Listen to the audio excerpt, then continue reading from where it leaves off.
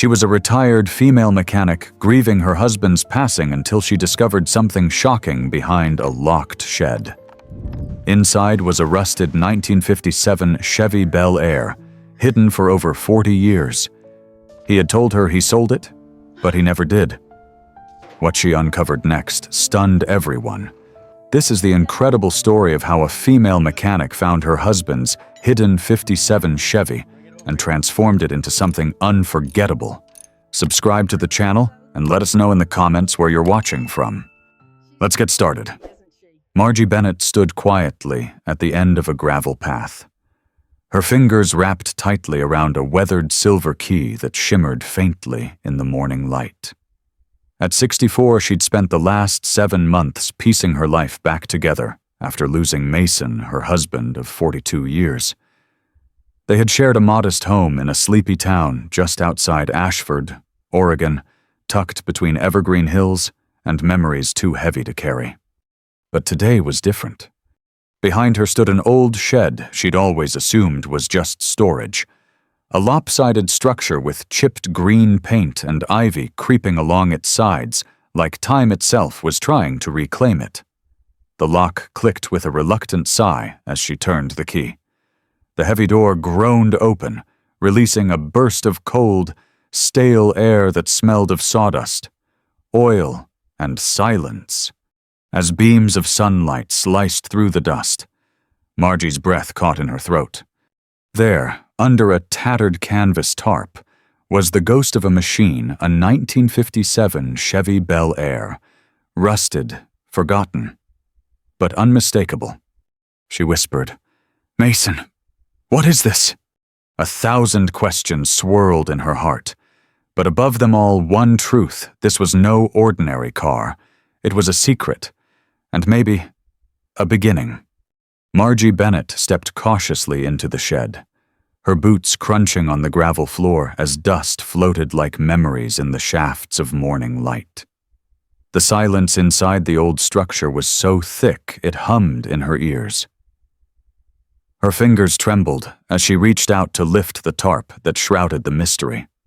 The canvas cover peeled away slowly, resisting the moment almost like it knew what lay beneath was sacred. There it was, a 1957 Chevrolet Bel Air, or at least what was left of one.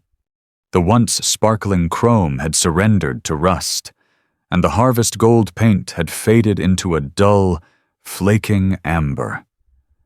The white wall tires were flat, and spiderwebs clung to the fenders like lace veils from another time. The car's body leaned slightly, as if tired from decades of waiting. But the lines, the shape, it was still beautiful. Still hers. Margie's breath hitched in her throat. She hadn't seen this car since their 2nd year of marriage. She remembered the way Mason used to talk about it, his first love. He'd joked once, running a proud hand along its fender before claiming she'd knocked it down a peg. She thought he'd sold it decades ago. That's what he'd told her.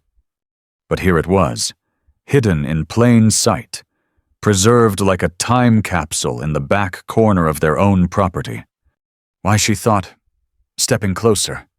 She opened the driver's door. It let out a long, aching creak. Inside, the red and cream interior was faded and cracked, but largely intact. Dust clung to the steering wheel like old regrets.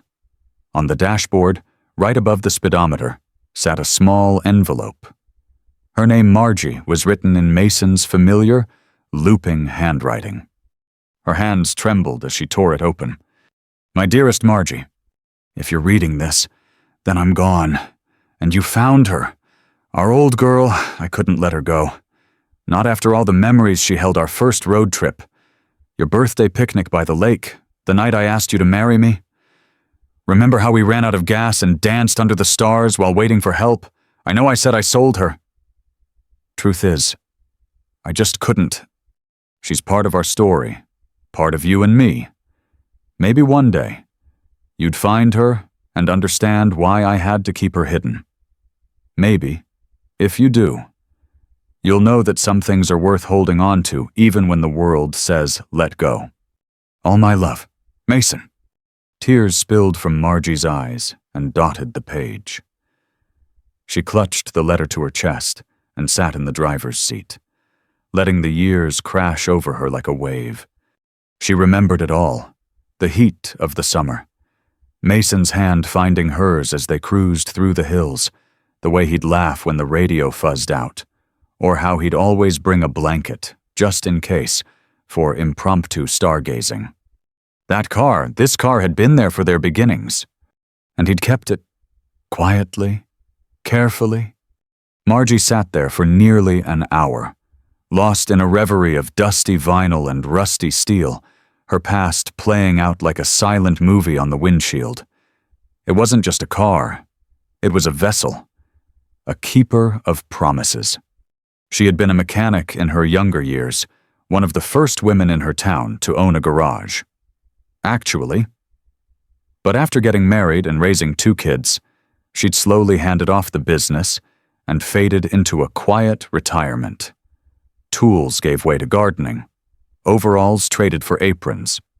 And yet, sitting in that Chevy, the grease under her nails from years gone by suddenly didn't feel so distant. A sound broke the stillness. Margie, a voice called from outside. It was Owen Grady, her neighbor from across the field. He was in his 70s, wiry, and walked with a cane, but his voice still carried like a freight train. Margie stepped out of the shed, wiping her eyes. Owen. You knew about this. Owen nodded slowly, pulling off his old ball cap. Mason made me swear not to tell, said it was his secret dream that someday, maybe you'd find her. He looked toward the car, eyes misting with a kind of reverence.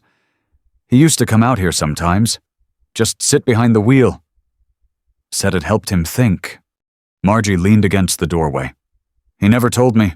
40 years of marriage, and he kept this one thing hidden. Owen shrugged. Maybe it wasn't about hiding it from you. Maybe it was about holding on to you. His words hit her deep. The next morning, Margie returned to the shed with a flashlight, a notebook, and an old Polaroid camera. She inspected every inch of the Bel Air, documenting the damage, cataloging what would need replacing and what miraculously might be saved. The frame was solid. That alone gave her hope. The V8 engine looked like it hadn't run in decades, but it was intact. The upholstery was salvageable. The bones were there. She called her daughter. Layla, in Colorado. Mom, Layla said, after hearing the story. Are you seriously thinking of restoring it? I'm not thinking, Margie replied. I've already decided. Layla was silent for a moment. Then softly, Dad would have loved that. After hanging up, Margie went into the garage and opened an old chest she hadn't touched in years. Inside were Mason's woodworking tools, polished, preserved, and covered in a fine layer of sawdust. She ran her fingers across the handles one last time before quietly setting them aside. She needed the space for something else now. A spark had been lit, not just in her garage, but in her heart. The following week, Margie Bennett stood in front of Anderson Auto Restorations, a small but respected garage at the edge of town. She hadn't stepped into a shop like this in nearly 2 decades.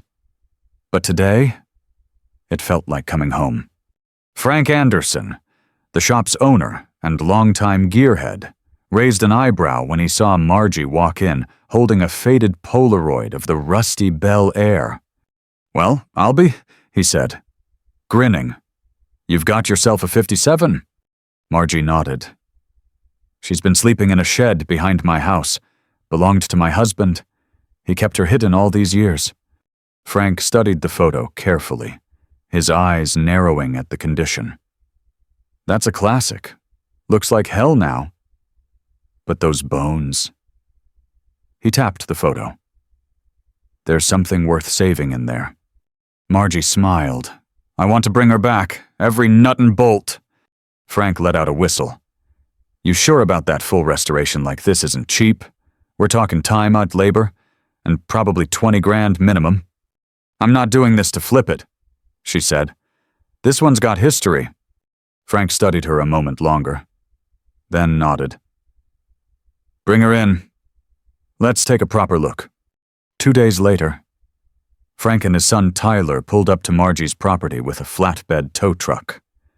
The air was crisp, and the sun cast long shadows across the shed. As the two men stepped inside, even they fell into a quiet awe. Tyler pulled back the tarp gently, revealing the Bel Air once again. He gave a low whistle. Man, she's seen better days. But she's still beautiful, Margie said, her voice steady. Frank crouched by the front bumper and ran his fingers along the rusted chrome. You said your husband stored this here? For over 40 years, Margie replied. He never told me. I found her after he passed. Frank looked up at her with something like respect. Then let's do her justice. As they winched the Chevy onto the flatbed, Margie stood nearby, heart thudding. This was it, the point of no return. The shed was suddenly empty, and yet she felt fuller than she had in months. Restoration began quickly. Frank's team dismantled the vehicle piece by piece, cataloging every part like sacred relics. The engine was pulled, the seats removed, chrome stripped, and panels labeled and photographed. The shop smelled of oil, old metal, and the sweet tension of possibility. Every Saturday morning, Margie showed up with a box of donuts and thermos of coffee, wearing her old denim jacket, the one with the name Bennett's Garage embroidered above the chest. It was like waking up a part of herself she didn't know still existed. Frank would walk her through the updates. Tyler showed her how they documented each bolt, checked every weld, and planned out which original parts could be saved. But then came the phone call. It was late afternoon on a Wednesday when Frank's number lit up on Margie's phone. Hey, Margie, he said, his tone gentler than usual. We've got a bit of a snag. Margie's heart sank. What happened? When we removed the rear seat, we found a mice nest, and more damage than we'd hoped. Looks like they'd been living in there for years. The wiring's chewed, the springs are rusted through, and part of the floor pan is rotted. She closed her eyes. How bad? We'll have to replace more than we planned. And we'll need a new fuel tank. The original's got pinhole leaks all over it. I'd say this bumps the estimate up about another $3,000. Margie didn't respond immediately. I understand if you want to scale things back, Frank added. We can still make her run. Skip the fancy stuff. Your call. That night, Margie sat at her kitchen table with the updated estimate spread before her like a battlefield map. Her savings weren't endless, and she'd already spent more than she'd intended. But as she stared at the grease-stained pages, her gaze drifted to Mason's old letter pinned to the fridge. She got up, ran her hand over his handwriting. Some things are worth holding on to. She opened the garage and turned on the single hanging bulb. There, on the far wall, was Mason's old workbench, and hanging above it, untouched since the day he died, were his woodworking tools, every plane, every chisel, every lathe attachment. They were pristine, treasured, but unused.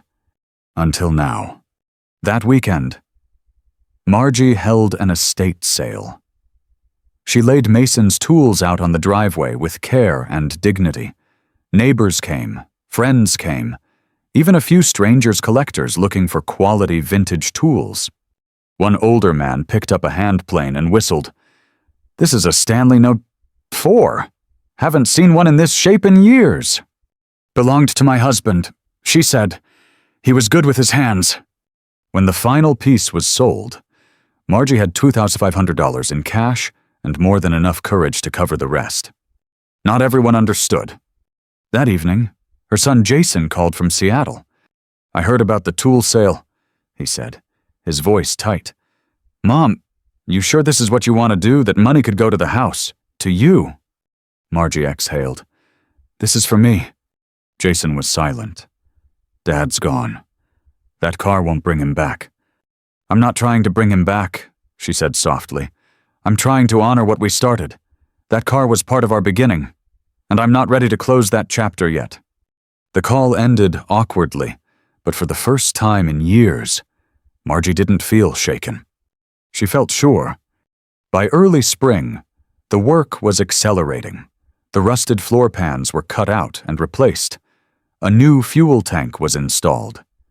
The wiring harness had been rebuilt from scratch. The engine, that glorious V8, was sent to a machine shop for a top-end rebuild. The Chevy was starting to look less like a relic and more like a dream in progress. It was around then that Margie met Robert Chen. He was leaning against a cherry-red '57 Nomad at Frank's shop one Saturday, sipping coffee and eyeing the Bel Air's progress. "She yours?" he asked, nodding toward the stripped-down frame. "She is." Margie smiled. "Long story." Robert laughed. "Aren't they all?" They talked for an hour. Turns out, Robert had been restoring Chevys since the '70s. He'd lost his wife 2 years earlier. He came by the shop just to feel connected to something again. And just like that, Margie found something else she hadn't been looking for understanding. One afternoon, as Tyler guided her through the paint options, Margie paused. "We're not doing Harvest Gold," she said. Tyler blinked. "You sure that's the original?" She smiled gently. "Mason always said I looked best in red. Let's go with polo white and red interior." And in that moment, the car stopped being just his. It started becoming theirs. Margie Bennett had always thought she knew what healing looked like. She pictured quiet afternoons, long walks alone, and old photo albums in dusty drawers. What she didn't expect was the sound of an orbital sander smoothing metal, or the scent of oil and primer mixing with sawdust in her hair. Yet every Saturday, as she stepped into Frank's shop and heard the familiar clatter of tools and music humming from the radio, something inside her came alive. The Bel Air was taking shape. What once was a rusting ghost in a forgotten shed now stood tall, a stripped and sanded frame, primed and ready for rebirth. The engine, freshly painted in Chevrolet orange, sat like a proud heart waiting to beat again. New brake lines ran like veins. The transmission, cleaned and restored, gleamed like a second chance. And Margie, she wasn't just watching, she was in it. Tyler had started handing her tools without asking. "Here, torque this down to 65 foot-pounds," he'd say, sliding a wrench into her hand. At first, she'd hesitated. It had been years since she'd tightened anything more serious than a stubborn jar lid. But the muscle memory came back. So did the confidence. Frank noticed. 2. One morning, he handed her a work shirt with her name stitched above the pocket. "Not Mrs. Bennett, just Margie." "You've earned it," he said simply. Outside the shop, life shifted in quiet, beautiful ways.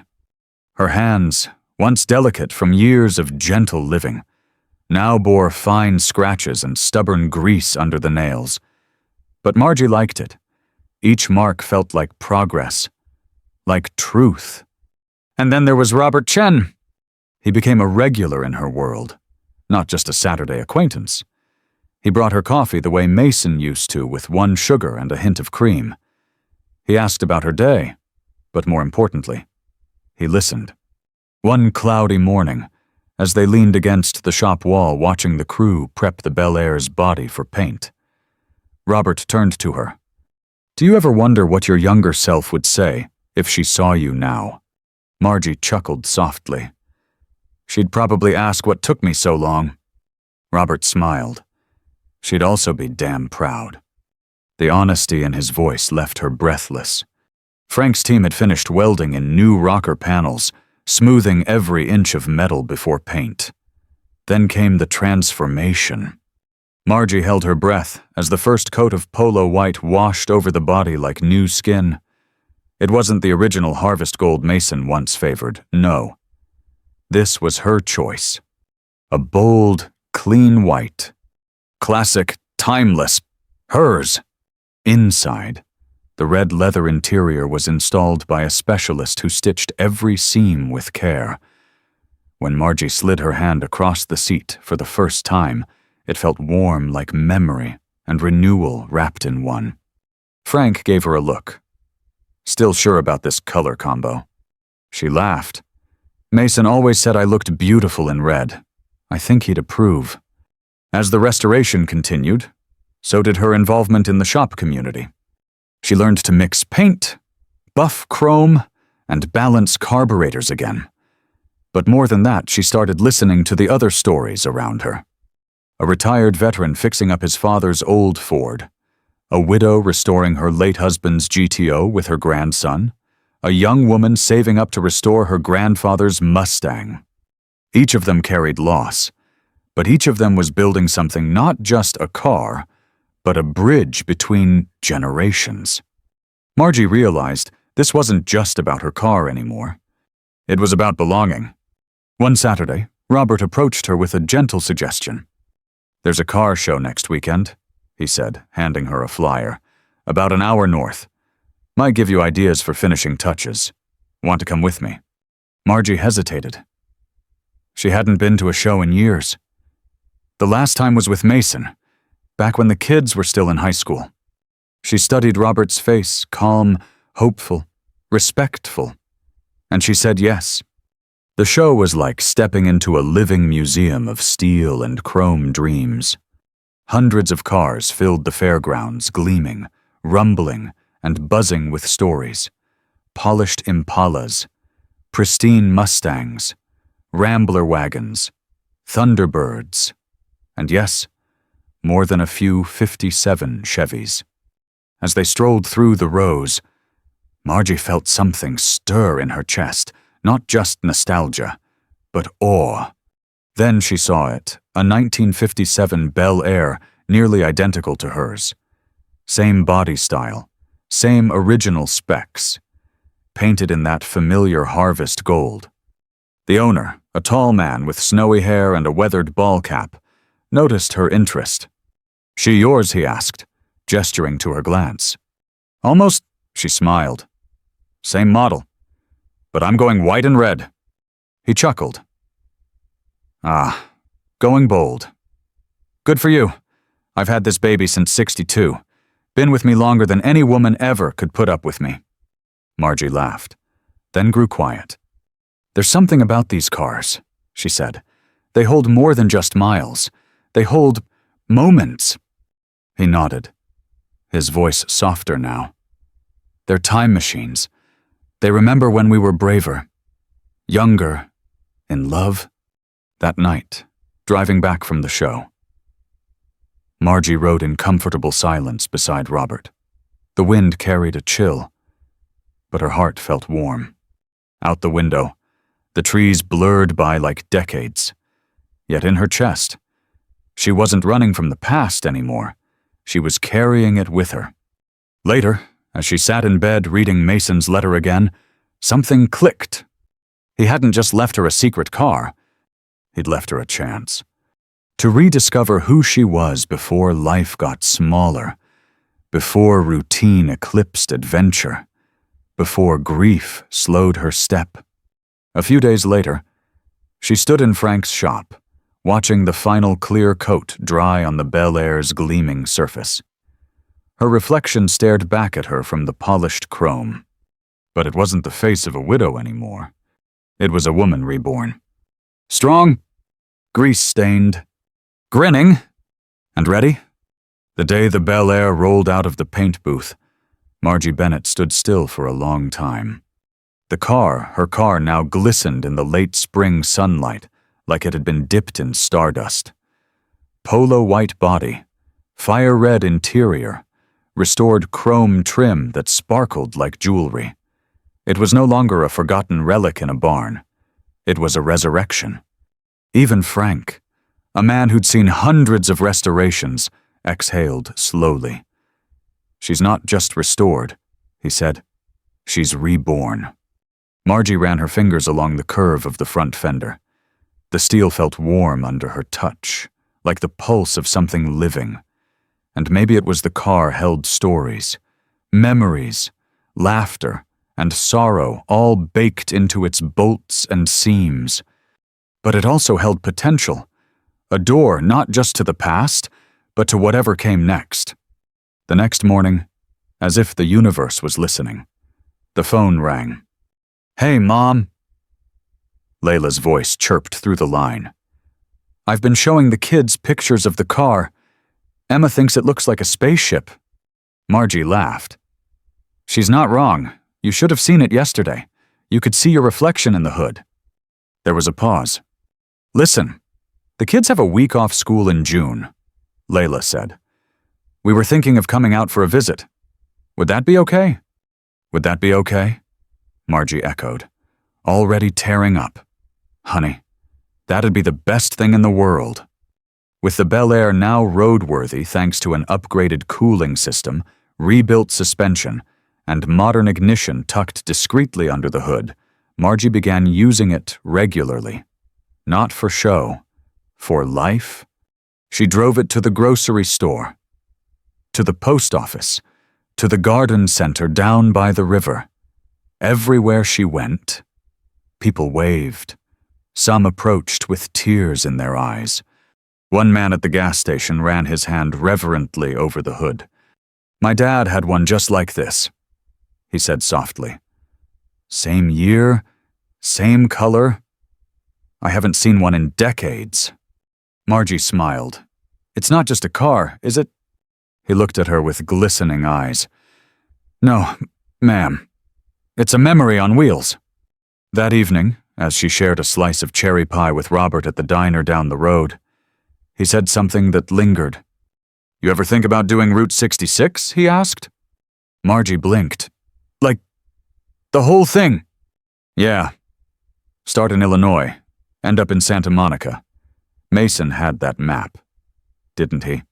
She looked down at her coffee, smiling slowly. "It's still in the glove compartment." Robert leaned back, that thoughtful look he always wore settling in.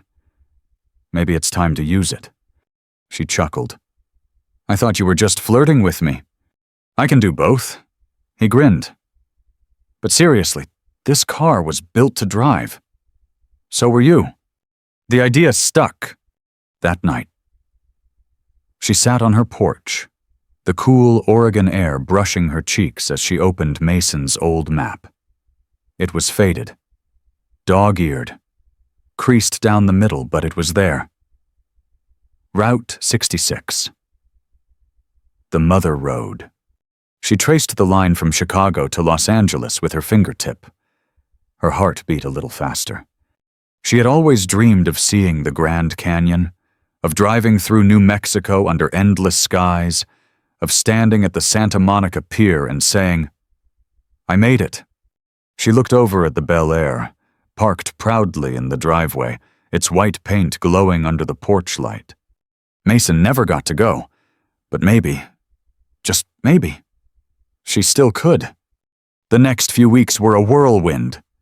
She joined the local classic car club, thanks to a warm invitation from Betty Morrison Frank's wife and a firecracker of a woman in her late 60s who drove a bright blue Thunderbird convertible. "We need more women like you," Betty had said, clapping Margie on the shoulder. "Too many of these cars are just sitting pretty. Yours lives."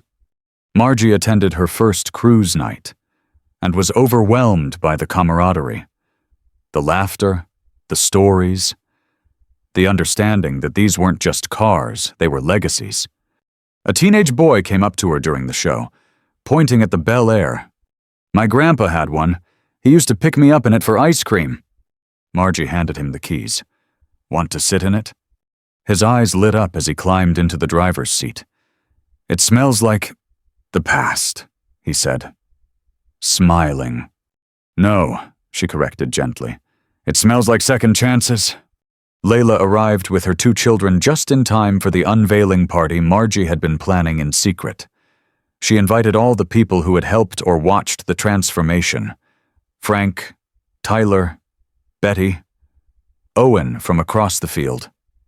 Even folks from town who had offered words of encouragement during grocery store runs. Tables were set up in the yard. Music from the 50s floated through the air. Balloons danced on the fence posts. A photo of Mason smiling beside the car in 1978 was framed near the porch. Robert stood beside her as she pulled off the cloth draped over the Bel Air. Gasps filled the air. "She's beautiful," Layla whispered, hand on her heart. Emma, now clutching a toy wrench, squealed, "Grandma, can we ride in it?" Margie beamed. "We're going to ride across the country in it." Layla turned to her, stunned. "Wait. What?" "I'm doing Route 66, Margie said proudly. "And I'm taking Mason's map with me. Maybe even take your dad's ashes to the Pacific like we always talked about. Robert's coming too." Robert waved with a sheepish grin. Layla's eyes welled with tears. "I had no idea you were still this brave." Margie looked at the car, then at her daughter. "Turns out I just needed the right ignition." The celebration lasted into the evening. As stars blinked awake and laughter echoed across the field, Margie sat in the Bel Air with her grandchildren, showing them the dashboard switches, the radio knobs, the original clock that still ticked softly. "Cars like these," she told them, "aren't just machines, they're storytellers. And every time you turn the key, you get to tell a new one." Little Emma looked up and said, "Does that mean we can take it to Disneyland someday?" Margie smiled. "Anything is possible now, sweetheart." And for the first time in years, she meant it. 3 weeks after the backyard unveiling, the Bel Air was humming along like a dream. Margie Bennett had become somewhat of a local legend, the widow who rebuilt her husband's secret car. But beyond the admiration, something deeper was shifting inside her. Something she hadn't felt since she was a young woman with a wrench in her hand and oil under her nails. She was becoming herself again. Every Saturday, she still brought donuts to Frank's shop now, not as a customer, but as part of the crew.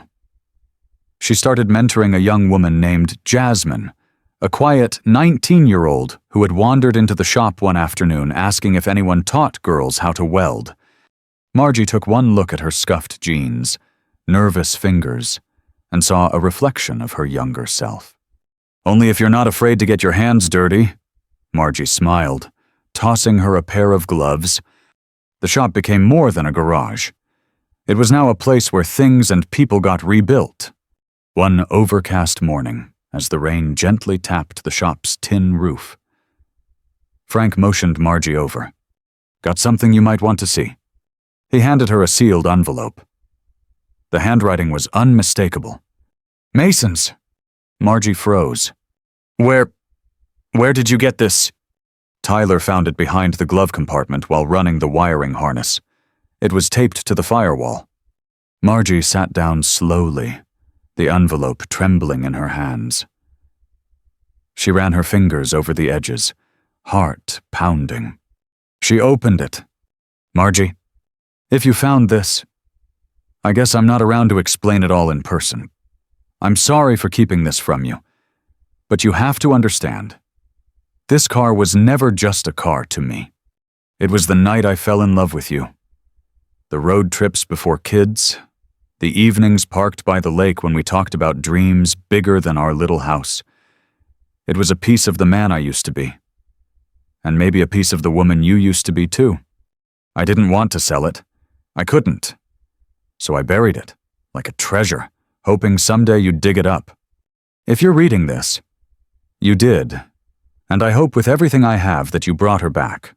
Not for me, but for you. Because I know how much you gave up over the years. For the kids, for me, for everyone else. Maybe this car can give you something back. A spark, a direction, or just a reason to keep driving.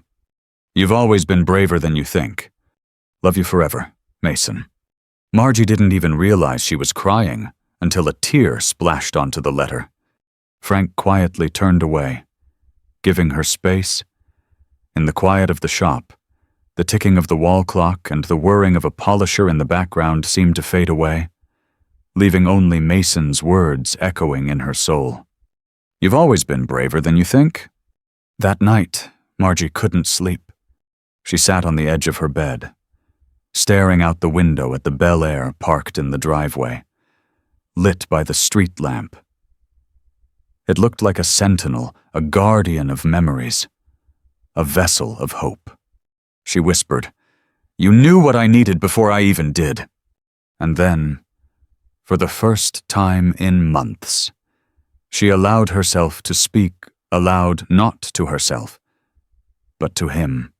"I miss you, Mason, but I'm starting to understand. You weren't holding on to the car. You were holding on to us. And now, I think I'm ready to drive forward." 1 week later, tragedy hit the town. Jasmine, the young apprentice Margie had been mentoring, lost her mother in a sudden accident. She was left alone, with no family nearby and no clear direction. Margie found her sitting behind the shop, shoulders hunched, tears soaking the sleeves of her hoodie. Without a word, Margie sat beside her. The silence was heavy, but not empty. "Finally," Jasmine choked out. "Why does everything good get taken away?" Margie swallowed hard. "It doesn't," she said. "Sometimes it just changes shape. Sometimes what's taken from us becomes the reason we build something new." Jasmine wiped her nose. "I don't know what to do." "You come back to the shop," Margie said gently. "You keep learning. You keep building. And when you're ready, you drive." Jasmine blinked. "Drive." Margie smiled. "I'll teach you on the Bel Air." That moment, more than any restoration, more than any car show, was when Margie realized this wasn't just about a car. This was about healing, about legacy, about giving the next girl in line the keys to something more than an engine, a future. By the time summer rolled around, Margie and Robert were deep into planning the Route 66 trip. Maps were spread across her kitchen table. Frank had double-checked the Bel Air systems. Jasmine had become like family, helping prep the car with steady hands and a newly found confidence. On a warm July morning, with Layla and the kids waving from the porch, Margie turned the key. The Bel Air rumbled to life. Robert slid into the passenger seat, holding a thermos of coffee and that same shy smile he wore the first day they met. "You ready?" he asked. Margie looked in the rearview mirror. The face staring back at her was lined, yes, but radiant. Alive. "I was born ready," she said. And with a press of her foot, the car rolled forward, past the mailbox, past the town she'd known all her life, and into a new chapter. As the Bel Air disappeared down the highway, the wind caught her laughter and carried it for miles. Somewhere between Tucumcari and Flagstaff, on a quiet stretch of the old Route 66, the sky opened wide in a way Margie Bennett had never quite experienced before. The road ahead shimmered in the desert heat. Behind her, miles of winding pavement whispered stories from decades past of truckers, travelers, dreamers, and now, her. The 1957 Chevy Bel Air purred beneath her hands, polished and powerful, as if it too was eager to keep going, to chase the horizon like they were both young again. Robert was asleep in the passenger seat, a half-eaten peach in his lap, his straw hat tipped forward. Mason's old Route 66 map lay folded on the dash edges worn, corners curled, lines traced over 1,000 times now. But the journey wasn't just on paper anymore. It was alive. They'd seen the Cadillac Ranch in Texas, stood barefoot on the red sands of New Mexico, and shared tamales with strangers in a gas station parking lot in Winslow, Arizona.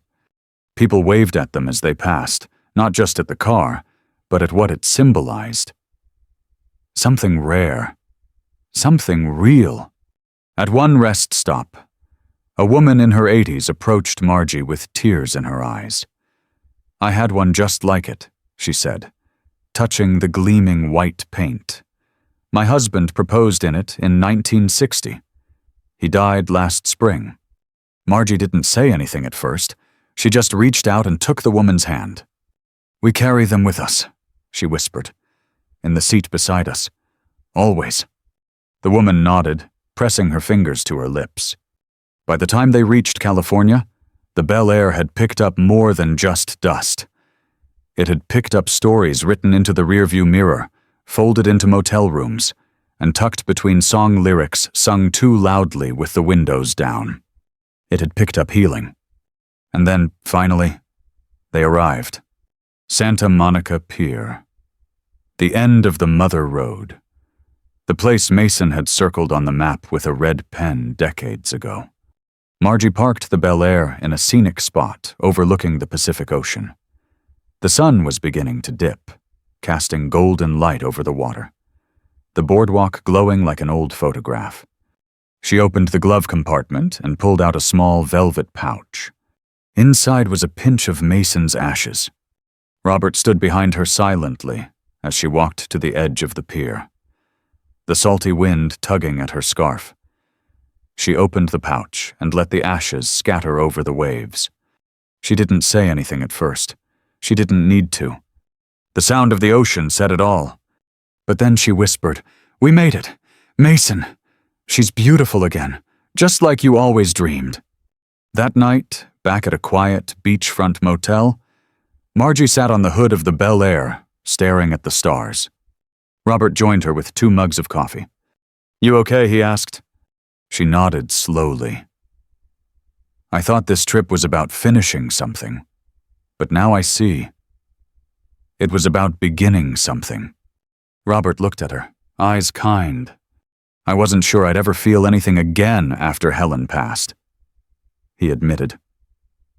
"But somewhere between Texas and California, I started looking forward again instead of just looking back. And it's because of you." Margie swallowed the lump in her throat. I think Mason wanted me to find someone. Not to replace him, just to continue living." Robert reached for her hand. "You've got a lot of road left." "Margie." She looked down at their hands, his calloused fingers, her wrinkled knuckles. 2 lives marked by grief, now writing something new together. "Let's keep driving," she said. When they returned to Oregon weeks later, the car was dusty, bug-splattered, and magnificent. Margie entered it in her first official car show, not to win, just to tell its story. But when she stepped up to the microphone and began speaking, trembling at first, then stronger with every word, there wasn't a dry eye in the crowd. She talked about the man who hid the car away to preserve a piece of their past. She talked about rediscovering herself not despite grief, but through it. She talked about Jasmine, now her full-time apprentice, who was rebuilding her first engine with the same fire Margie once had. And finally, she said, "This car isn't perfect, neither am I, but we both came back from being forgotten, and now we move forward not alone, not broken, but restored." The audience stood, applauded, cried, and then something extraordinary happened. A young woman stepped forward from the back. She held a small photo of her late father standing next to his own '57 Chevy in 1963. She said, "I haven't seen one of these since he died. Thank you for bringing this one back to life." Margie took the photo, held it to her heart, and cried. The Bel Air won Best Restoration Story. But that wasn't the real victory. The real victory was the girl in the corner of the shop with her hair in a bandana, learning to weld. The widow who came to every cruise night just to sit in silence and watch old cars roll by. The strangers who stopped her at red lights to say, "That car, that's my childhood." And the woman in the driver's seat who had once been unsure, afraid, and small now filled every inch of the road ahead with purpose. A year later, Margie and Robert were halfway through planning another cross-country trip, this time through the Smoky Mountains. The Bel Air sat proudly in the garage, not as a relic, but as a partner. And on the wall above it hung a framed letter. Mason's letter? The final line, bolded in black ink, read, "You've always been braver than you think." And now she believed it. Life doesn't stop giving us chances sometimes. It just parks them in the shadows, waiting for the right moment to be rediscovered. Through her journey with the rusty '57 Chevy Bel Air, Margie Bennett taught us a powerful truth. Healing isn't about forgetting the past. It's about honoring it while choosing to live forward. The car wasn't just metal and chrome. It was love preserved. A dream paused, a voice from the past whispering, "You're not done yet." Sometimes, the greatest journeys begin in the most unexpected places.